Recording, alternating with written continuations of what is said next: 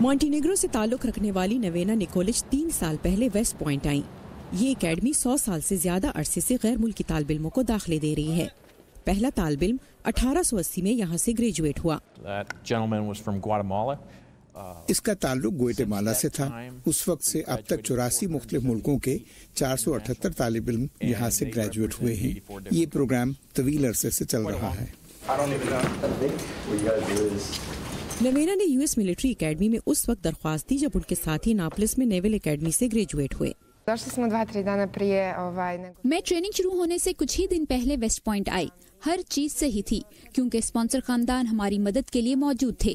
پھر ٹریننگ شروع ہو گئی جو کہ بہت چیلنجنگ تھی کیونکہ ایک سول سے فوجی زندگی میں داخل ہونا بہت مشکل ہے۔ یہ اکیڈمی 1802 میں قائم کی گئی تھی۔ یہ نیو یارک شہر کے شمال میں تقریباً 80 کلومیٹر کے فاصلے پر ہے۔ پرانے وقتوں میں وجہ یہ تھی کہ ہم غیر ملکوں سے آنے والے طالب علموں کی اسی طرح تربیت کریں جیسے ہم اپنے نوجوانوں کی کرتے ہیں جو مستقبل کے لیڈر ہیں، لیکن اب اس میں تھوڑی بہت تبدیلی آئی ہے۔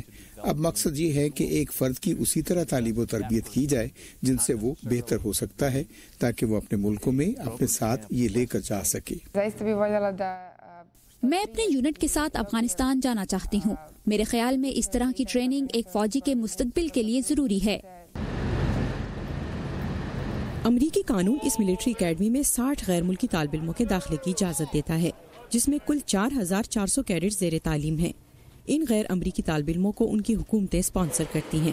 اب یہاں 30 مختلف ملکوں کے 54 غیر ملکی طالب علم پڑھ رہے ہیں، لیکن غیر ملکی طالب علموں کے لیے سب سے بڑا چیلنج انگریزی زبان میں مہارت ہے۔